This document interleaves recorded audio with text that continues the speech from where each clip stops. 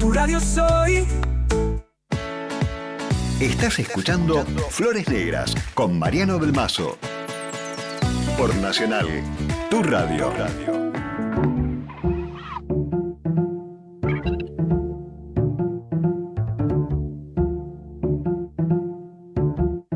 6:34 y arranca la columna de los martes el señor Andrés Casac. Un aplauso para él.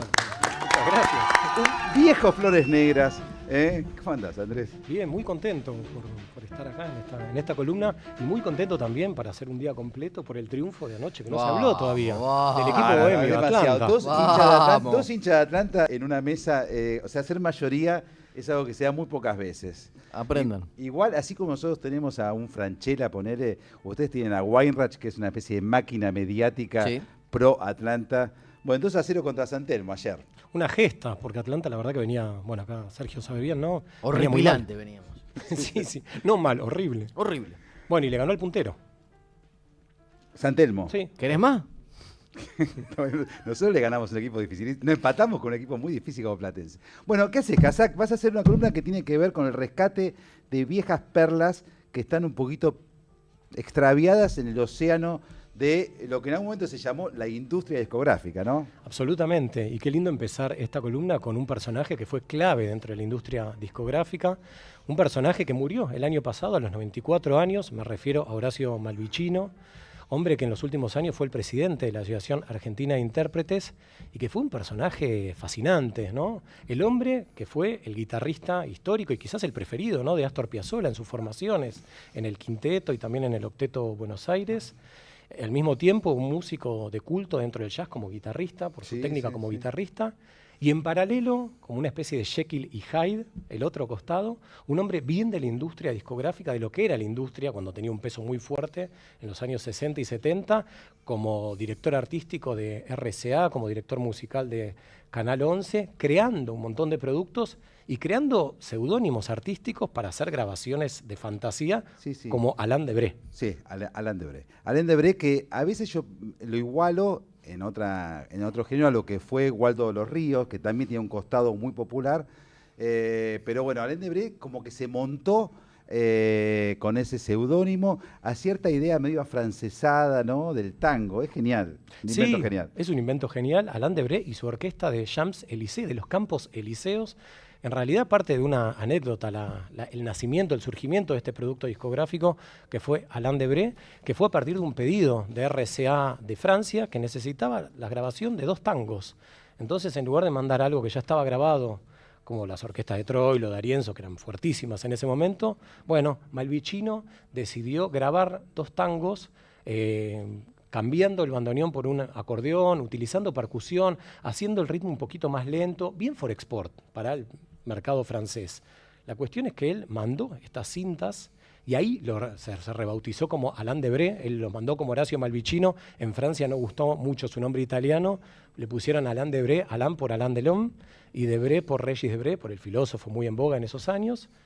Y a partir de ahí fue un gran éxito, un éxito comercial enorme con sus tangos for export, porque llegó a editarse en 26 países y a vender 2,5 millones de discos en diferentes partes del mundo. Y hay un tango puntual de los hermanos Fresedo, bueno, que acá también lo grabó hasta la trompeta de Dixie Gillespie, ¿no?, junto con la orquesta de Fresedo, que es hermoso, y acá vamos a escucharlo en esta versión un poco edulcorada de Alain Debré.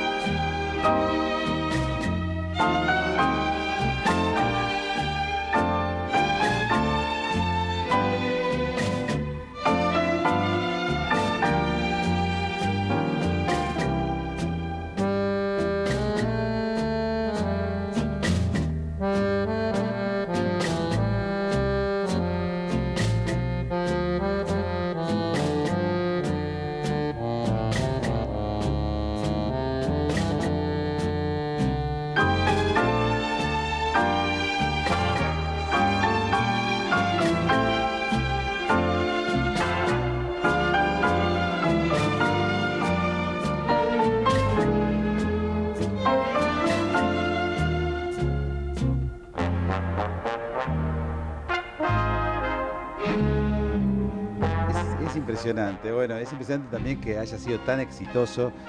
Plata que ganaba y que se patinaban los burros, Horacio Malvicino. Alguien que a mí me confesó en una entrevista, que era muy adicto a las carreras de turf.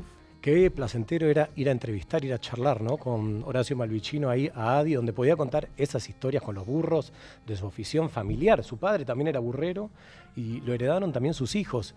Y un hombre que podía hablar como director de compañías discográficas, director artístico, de que él se le pasó por adelante y no supo darse cuenta a tiempo de Sandro, entre otros artistas, cuando recién empezaba y no era figura, pero que sí se percató del talento de Spinetta y que tenía, viste, unas declaraciones y una charla hermosa, y hablaba, por ejemplo, de los Beatles, que había llegado a verlos. Era como unas declaraciones que se debatían a veces entre el rigor histórico y la fantasía que él también tenía. Sí, a mí me contó toda una historia alrededor de Tanguito.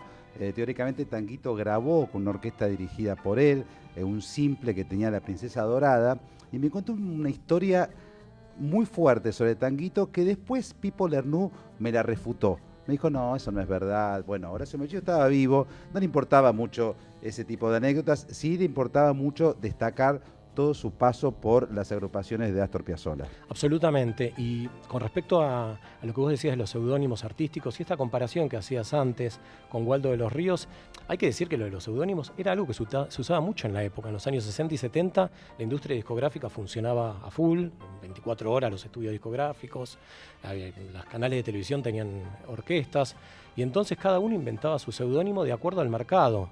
Por ejemplo, Alain Debré fue uno de sus seudónimos, pero tuvo muchos otros, como Don Nobody, como por ejemplo... Muy bueno, Don Nobody es muy bueno. Es geniales. El Gaitero de Texas, el 6 de Música en el Aire, Los Muchachos de Antes. Bueno, Waldo de los Ríos, por ejemplo, vos lo mencionabas, Frank Ferrar o Frankie.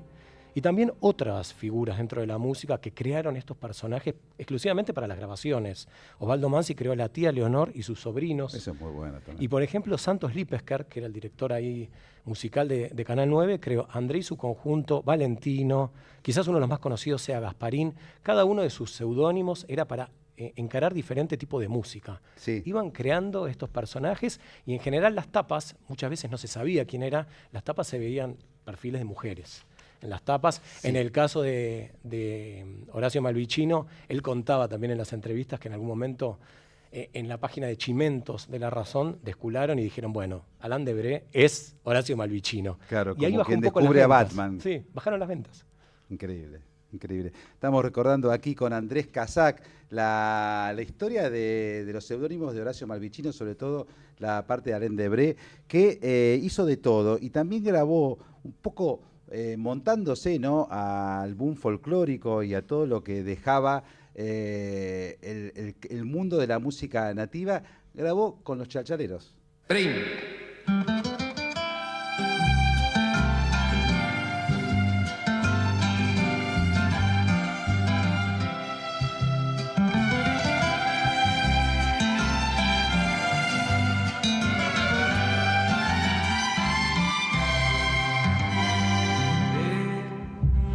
Desde la cuesta del portezuelo, mirando abajo, parece un sueño. Un pueblito aquí, otro más allá, y un camino largo que baja y se pierde. Un pueblito aquí, otro más allá, y un camino largo que baja y se pierde. Hay un ranchito sombreado de higuera y bajo el tala durmiendo un pez. Y al atardecer, cuando baja el sol, una majadita volviendo del ser. Al atardecer. Los archivos de Andrés Casac, ahí escuchamos Paisaje de Catamarca por los Chalchaleros, junto con la orquestación de Alain Debré, el otro yo de Horacio Malvicino, que nació el 20 de octubre de 1929 y murió el año pasado a los, bueno, grande, ¿no? ¿Qué edad tenía? 94 años. 24 años, el 21 de noviembre del 2023, y estaba hasta un poco antes de la muerte ocupando el cargo de presidente de la Asociación Argentina de Intérpretes, de ADI, y estaba siempre contento, respondiendo entrevistas, por ejemplo. Alguien que cuando partió, digamos, un pedazo de la memoria viva de la música argentina. Sí, hay que decir también que una parte de lo que ha sido su historia estuvo muy marcada por la música de Astor Piazzolla y por todo lo que él fue como guitarrista de Astor Piazzolla. Él publicó un libro a principios de este siglo que se tituló El Tano y yo, que era un libro de anécdotas con Astor Piazzolla. Digamos brevemente, formó parte del Octeto Buenos Aires, que fue el octeto revolucionario de Astor, a mediados de los años 50, donde él se corre del baile ya directamente, hace música para escuchar y convoca a grandes solistas. Uno de los que convoca es a Horacio Malvicino, que por primera vez escucha la guitarra eléctrica.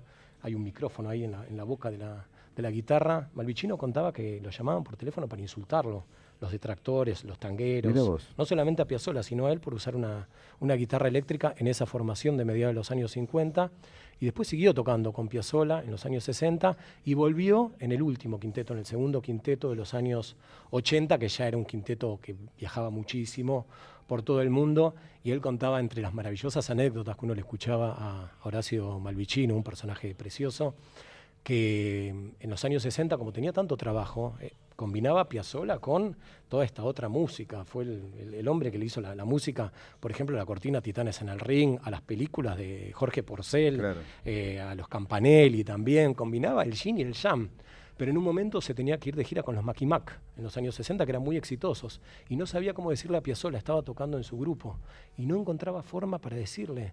Bueno, la mejor forma que encontró fue un día que estaban ensayando acá, en esta radio, y le dijo, mira, me voy a comprar cigarrillos, Astor, porque no sabía cómo decirle. Y se fue al aeropuerto y no volvió, y obviamente Astor lo echó, y bueno, como eran muy amigos, volvió muchos años después a tocar con Piazzolla. Bueno, y de ese octeto tenemos un tema, Marrón y Azul, que es un tema largo, pero bueno, escuchemos la parte guitarrística, que es la que corresponde a Horacio Malvicino, guitarra eléctrica.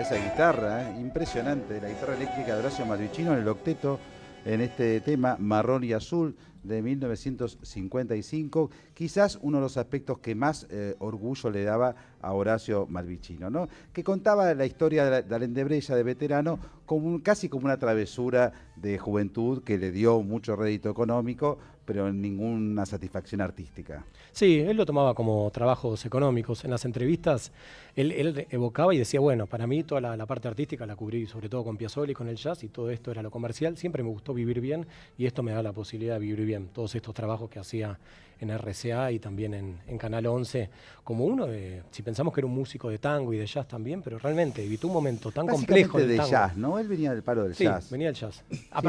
Los viernes con Santiago Giordano cubrimos mucho esa generación jazzística que le tocó un paisaje medio yermo, ¿no? No había tantos y los pocos que habían tenían poco trabajo. Si querían algún tipo de futuro laboral, tenían que o ir a Estados Unidos, caso el Mono Villegas, o bueno, hacer esto, ¿no? De meterse como empleados de grandes compañías discográficas y grabar para artistas de moda o artistas que sí vendían. Bueno, le tocó ese paisaje, ¿no? Dentro de lo que es el jazz. Sí, le tocó ese paisaje, grabó muy poco de jazz, de hecho, hay 2 discos editados, que son 2 discos en realidad que fueron conciertos en vivo, que alguien cometió por suerte la osadía y por suerte, ¿no? Para la historia, de poner ahí el grabador y quedó ese registro en formato de quinteto con el Horacio Malvicino Jazz Quinteto, con Horacio Chivo Borraro, con Mojarra Fernández, entre otras figuras, con Santiago Giacobbe y con Rolando Oso Picardi a mediados de los años 60, de lo poquito que quedó de jazz de grabaciones, pero bueno, por suerte algo hay. Muy bien, Andrés Casac, buenísimo lo que trajiste y bueno, vamos con el Malvicino Jazzero. ¿Qué podemos escuchar? Y vamos a escuchar de esta versión jazzística de una grabación en vivo de los años 60, Todo lo que tú eres. Gracias, Andrés. El Abrazo. próximo martes nos vemos. Dale. Dale.